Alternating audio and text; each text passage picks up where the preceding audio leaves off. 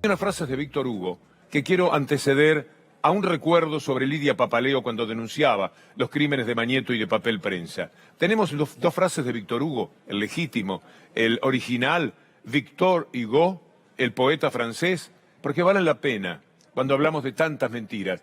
La mentira es una encarnación del diablo. Yo que siempre me permito hablar de Clarín como el diablo. Bueno, porque la mentira es eso.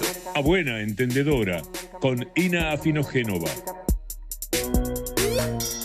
Bueno, que anuncie Víctor Hugo Morales el inicio de la sección, ¿no? El título de la sección. Bueno, cuando hablamos de medios de comunicación y de poder, de política, manipulación y mentira, en Latinoamérica hay muchos grandes grupos económicos especializados en esos quehaceres que sobresalen por sobre el resto. Ya Marco y Estefanía nos contaron sobre México y yo hoy me voy a referir a otros dos casos, al Grupo Clarín en Argentina y el Mercurio en Chile. Empecemos por Argentina.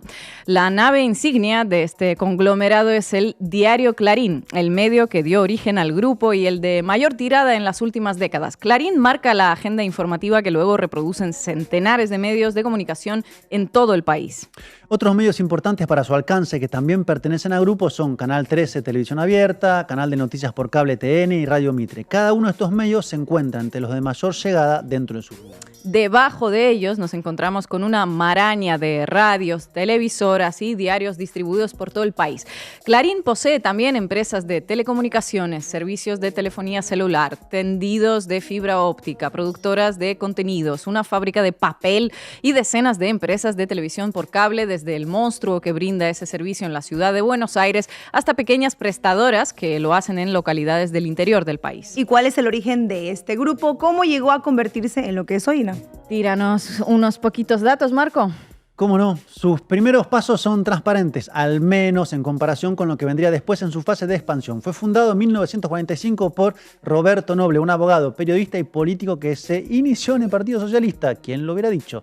El diario creció en las décadas siguientes y también ascendió al estatus de su fundador, su integración a los círculos de poder y fue mutando su perfil ideológico, más poder, más a la derecha. Tanto que en 1951 recibió la Gran Cruz de la Soberana Orden de Malta y en el 53 la Orden de Isabel la Católica, que le fue otorgada por el dictador español Francisco Franco. Noble muere en 1969 y 3 años después llega a la empresa el nombre clave, el responsable de la expansión del grupo hasta nuestros días, el autor de algunas de las páginas más tenebrosas de la historia del empresariado argentino. Hablamos de Héctor Mañeto, actual director ejecutivo del grupo. Desde 1969 hasta nuestros días, 56 años lleva el señor en ese cargo, 56. 56. En 1977, durante la última y la más sangrienta dictadura militar que padeció Argentina, el diario La Nación junto a Clarín se quedan con Papel Prensa, una empresa dedicada a la fabricación de papel en bobinas para la impresión de diarios. ¿Cómo se quedan con esa empresa? ¿A quién se la compran? ¿Cuánto pagan por ella? Podrían ser las preguntas normales cuando hablamos de la adquisición de una empresa, ¿verdad? Exacto, pero no aplica en este caso. Clarín se quedó con Papel Prensa a través de otros métodos, bien opuestos a la libertad de mercado que ensalza en sus páginas cuando le conviene. Vamos a escuchar a Lidia Papaleo, quien fuera titular de las acciones de Papel Prensa, que cuenta con qué método Clarín se apropió de su empresa. Se me acercó un señor que se presentó, que era el señor Mañeto, y me dijo que tenía que firmar o íbamos a perder la vida mi hija y yo, que no me quedaba otra alternativa. Y yo no dudé que era cierto en ningún momento, porque ese hombre tuvo la mirada que marcó definitivamente el dolor en mi vida y la pérdida y la amputación de 6 años de mi vida. Ese hombre tenía toda la violencia del poder, toda la violencia de decirme, usted es nadie para nosotros, ninguno es nadie, nosotros podemos avanzar como queremos. Tenía toda la violencia del poder este hombre. Los capítulos de la historia que cuenta Lidia Papaleo se concatenan así. Capítulo 1. El empresario que era dueño de esa empresa, David Graeber, muere en un misterioso accidente aéreo en México.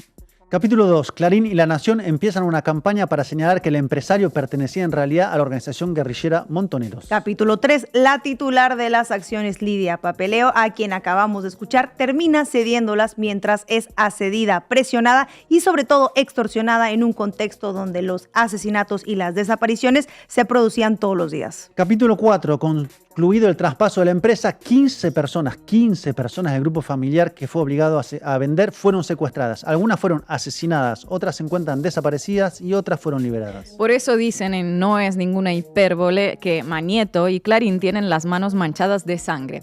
Pero, ¿por qué es tan importante este hecho ocurrido hace casi 50 años? Papel prensa apropiada bajo amenazas y extorsiones será luego el instrumento para realizar nuevas amenazas y extorsiones que serán la clave para la expansión del grupo Clarín. ¿Cómo funciona esta segunda etapa? Clarín se queda con Papel Prensa, que es la única fábrica de papel para diarios en el país. Todos los diarios le deben comprar el papel al propio Clarín. ¿Qué hace Héctor Mañeto entonces? Bueno, les dificulta el acceso, les vende más caro, menor cantidad a la que necesitan, o les vende pero les impone condiciones. Mañeto perfecciona la maquinaria extorsiva y la totalidad de la prensa gráfica queda al alcance de sus prácticas. Y unas décadas más tarde, el mismo método permitió otra fase de expansión del grupo Clarín, y esta vez el insumo no fue el papel, sino el fútbol. ¿Cómo fue este capítulo? Bueno, Clarín se quedó con los derechos de transmisión para los partidos de fútbol, con la relevancia que esto tiene en Argentina. Al mismo tiempo estaba creciendo la televisión por cable. En el interior del país había centenares de pequeñas y medianas empresas que brindaban el servicio en las distintas localidades. ¿Qué hizo esta vez Mañeto? Lo que mejor sabe hacer, lo mismo que había realizado antes con el papel. Les vendía los derechos del fútbol, a unos sí y a otros no. Les imponía condiciones y, llegado el caso, los conducía a la quiebra. ¿Cómo hacía un servicio de televisión por cable que no tenía en su grilla los partidos de fútbol para competir con otro servicio que sí los tenía? No había forma. Todavía me acuerdo, prendíamos la tele y mirábamos todo el partido, una cámara enfocada solamente en la tribuna, imagínense. El fútbol fue otra palanca extorsiva para el crecimiento del grupo Clarín. Mediante estas prácticas tan opuestas a la libertad de prensa y de mercado y tan reñida con la ley, Clarín se fue apropiando de las prestadoras de servicio de televisión por cable en el interior del país. Hoy el grupo cuenta con decenas de empresas que fue absorbiendo bajo esa metodología. Las prácticas extorsivas del grupo no terminaron allí. Condiciona a gobiernos a partir de las portadas de sus diarios, controla a jueces amenazándolos con publicar sus trapos sucios, que son bastantes, y a partir del año 2008 abandonó la tarea informativa para dedicarse casi exclusivamente a realizar lo que ellos mismos llamaron periodismo de guerra contra el gobierno de Cristina Kirchner. Durante los últimos años de la presidencia de Cristina Kirchner, el enfrentamiento entre el campo nacional, popular y progresista contra el grupo fue increciendo. En ese momento comenzó a circular una frase repetida en conversaciones, grafiteada en las paredes, reproducida en stickers y en redes sociales: Clarín miente. Y la inspiración para la frase viene del otro lado de la cordillera, de los Andes. El origen surgió en el marco de una reforma universitaria en la década de los 60 y decía textualmente: el mercurio miente, y se usa para describir a otro firme competidor junto a Clarín para el premio de Pinocho dentro de la prensa sudamericana. Y nos referimos a El Mercurio, el principal conglomerado de medios de comunicación de Chile, propiedad de la familia Edwards. Este diario hunde sus orígenes mucho más lejos en la historia. Su primera edición data del año 1827. 5 décadas más tarde, Agustín Edwards adquiere el periódico y lo dirige desde entonces. Se preguntarán, ¿cómo es posible? ¿Acaso la familia Edwards encontró el elixir de la vida eterna? Bueno, lamento desilusionarlos, pero la respuesta es mucho más mundana. Como ocurre con muchas familias de las oligarquías, los hijos mayores de la familia Edwards siempre se llaman igual que el padre, en este caso Agustín. Desde 1877 hasta el 2017 se sucedieron 5 Agustín Edwards a la cabeza del Mercurio. Hay que agradecer a las madres para poder distinguirlos, porque es lo único que los hace diferentes, el apellido materno. Uno se llama, vamos a ver, Agustín Edwards McClure, otro Agustín Edward Ross y así los demás. Che, pero como que nunca hay un Edward García o un Edward Catriledo, ¿no? A esos los desheredan. El que nos ocupa en este caso murió en 2017 y se llamaba Agustín Edwards Eastman. Como su padre había muerto en 1956, su primogénito quedó a la cabeza de la empresa durante 61 años, más todavía que Mañeto.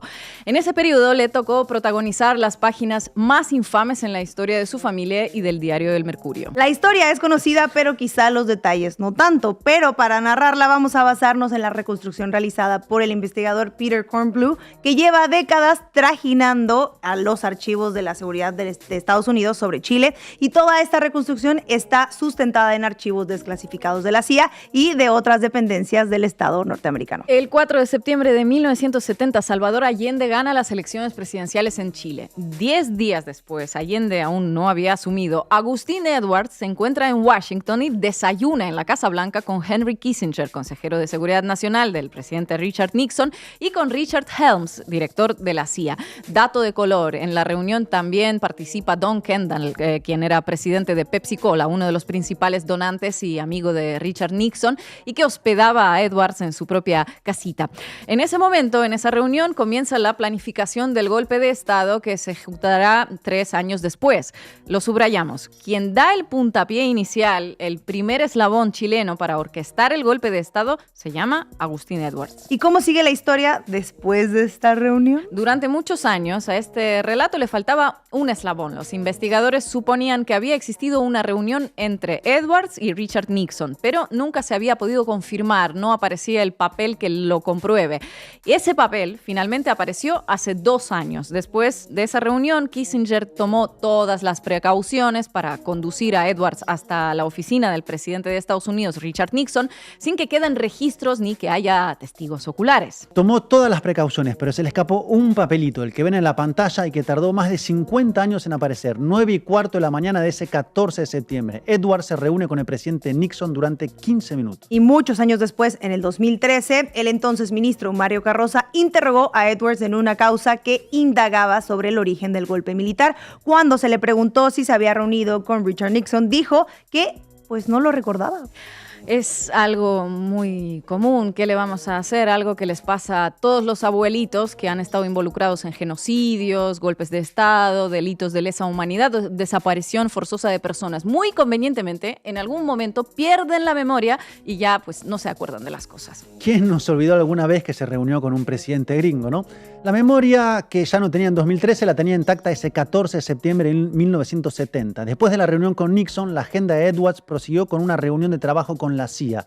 Allí trasladó a la agencia una información más fina, con qué militares se podía contar para un golpe de Estado, cuáles tendrían una posición dubitativa y a cuáles había que quitar del camino. Y al que había que quitar del camino era René Snyder, comandante en jefe del Ejército de Chile, que no era partidario de romper el orden constitucional. ¿Cuál fue la suerte de Snyder? Fue asesinado 18 días después en Santiago con armas que habían ingresado al país en una valija diplomática. El objetivo de ese atentado era generar una conmoción que impidiera la asunción de Salvador Allende. En aquel momento fracasaron en ese intento, pero el engranaje ya estaba en funcionamiento.